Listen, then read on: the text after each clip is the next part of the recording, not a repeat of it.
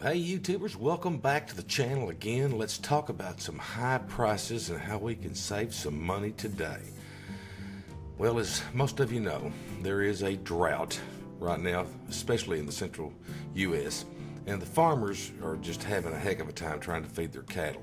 Matter of fact, they're taking everything they've got to market just to get what they can out of them now. I saw two of these today, $33 at Walmart.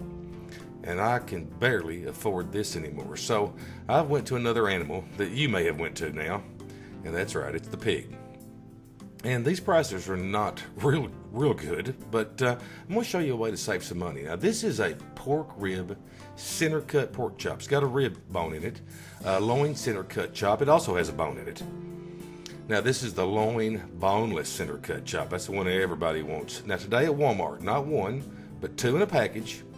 $4.51 per pound. Two of these was $5.03. Well, let me show you what I did. First, let's get the cutting board, the $2 cutting board that I got at the yard sale, kind of oiled up a little bit with the vegetable oil.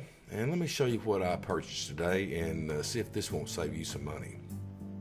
This is a pack of pork chops that I got out of my freezer, bone in. Okay, there's 3 of them in there. You may be able to see right here, I know the focus is not good, $3.39 a pound, $3.85 for 3 pork chops with the bone in them. Now this is what I bought, and I know it's not focused real well, but it's $1.99 a pound. I paid $16.40 for this over 8-pound piece of meat. This is the pork loin boneless. That's right, that's where those center cut pork chops come from. And also some pretty nice pork roast. And let me show you what I do here. There's the fat side, flip it over. You can see where the ribs were connected in this area. And there's a natural seam that runs through here. And what I'm doing is I'm looking for that seam. You'll see that little line, white line of fat running through there. Kind of ends there and then there. So I'm going to make 2 cuts. First one here. And this is going to be my first pork roast. Now, I'm not taking the fat off yet. I'm going to go ahead and slice them up with the fat on them. Then I'll trim them down here just a little bit. But there's your center cut. That's them expensive ones. Like I say, 2 of these now, $5.03. Let's see how many I get. My knife could be a little bit sharper, I know. But I didn't have much time today after we got back from town to sharpen it, so I'm sure I can get through this with it. That's that $5 knife with the Duracoat paint job. It's holding up really well, but I'm already losing count.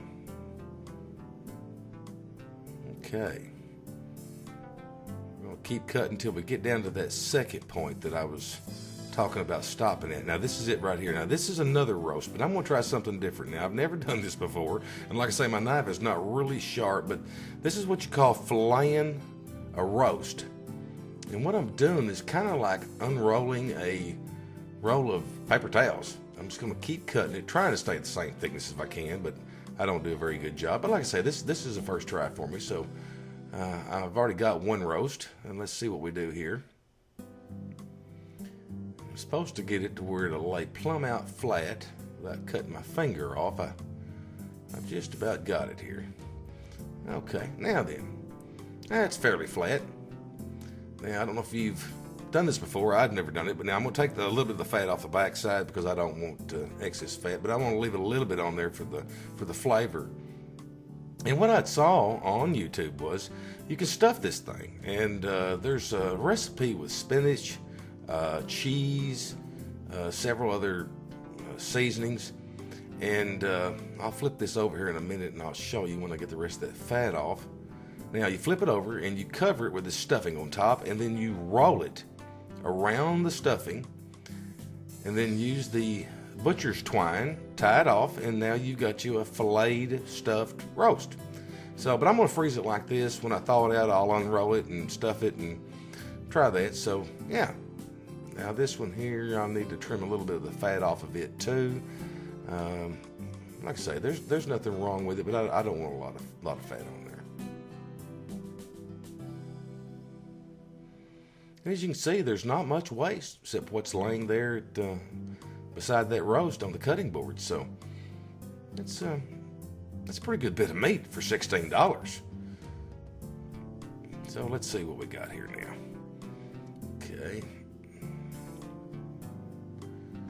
I'm going to have to definitely trim up those pork chops some. I know that. So let me get another knife out.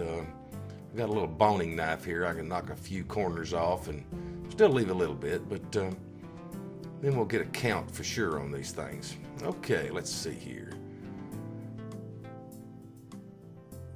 Okay, 21 center cut, boneless loin pork chops. 3 to a package. Me, Tina, Mom. That's what we always eat.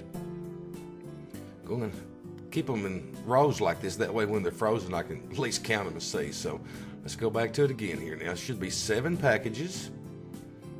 Yeah, I got 7 packages of pork chops and 2 nice roast and 1 that I can stuff.